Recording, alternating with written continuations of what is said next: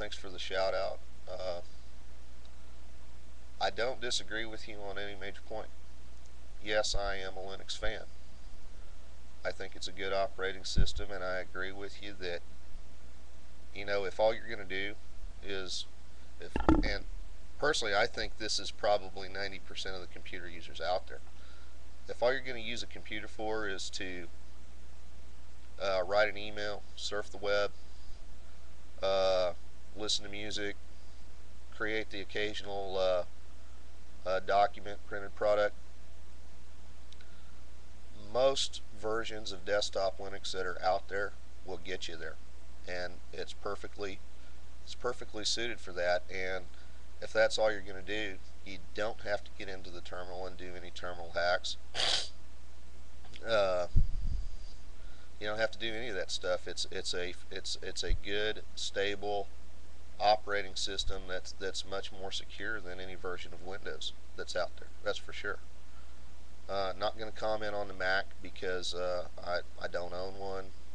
Played around with them a little bit, but I don't know that much about them to make an honest or valid comparison. So I'm gonna stay out of that mud hole. Uh, that being said, however,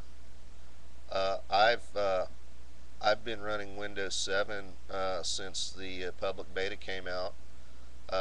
I'm using the release candidate now, and I'll tell you, Windows 7 has it ain't Vista, that's for sure.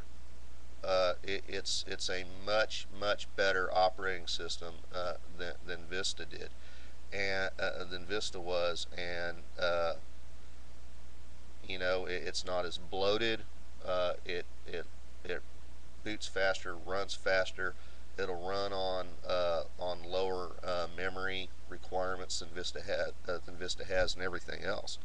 So I'm actually, I mean, you won't find a bigger critic of Microsoft than me, but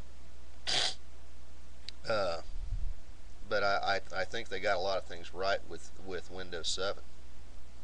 Now on the flip side of that, I am going to criticize Linux a little bit because particularly Ubuntu, and that's my distro. That's been my distro of choice since I started using Linux.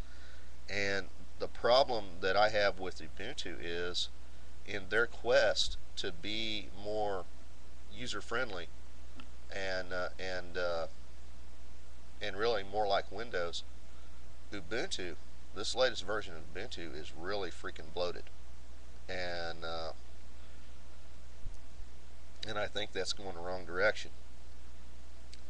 Now, how do you all these problems that you've pointed out with Linux, the various distros, the driver incompatibilities, uh, the terminal hacks. I mean, with all those problems, how do you get Linux to be commercially viable? And I really think that the only way that that's ever going to happen is a hardware company, a computer manufacturer, a Dell, an HP, or maybe some mom and pop outfit. They're going to have to build they're going to have to build and market machines uh, with a customized version of Linux that works perfectly flawlessly on on their machines. Basically, they're going to have to adopt the Apple model. Is really the only way I think then, and some mom and pop outfit isn't going to be able to do it. It's going to have to be a major manufacturer. It will have to be a Dell, an HP, a Toshiba. It's going to and they're not going to do it. There's just too much risk involved in that. So, but I think that's the only thing. I think that's the only way that you're ever going to get a commercially and publicly acceptable, viable version of Linux out there. Uh, yeah, I'm a little stuffy. Excuse me. Uh, that being said, you know, and you pointed out, and Dragon Ball pointed out that OS 10 is based on Unix. And I think if you look at the total number of sales right now of Unix or market share of Unix-based operating systems, OS 10 is the most commercially successful Unix that's out there. So, I think but for Linux as an operating system to be a real viable alternative to Windows or a competitor to Windows, it's going to have the backing of a hardware manufacturer.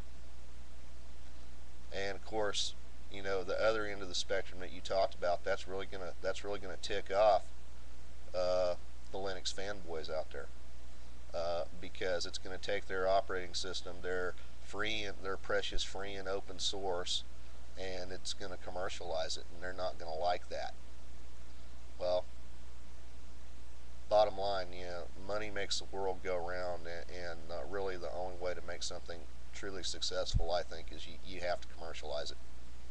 There's got to be money in it somewhere for somebody, and that's the only way that you're ever really going to address all those problems that you have with Linux. So, here's my 2 cents worth. Thanks for the shout out, Dragon Ball. No, I don't hate you. No, I'm not going to unsubscribe from you because there's really nothing in your video that I can really nitpick or find to disagree with you on. So, anyway, have a great weekend, everybody. Out here.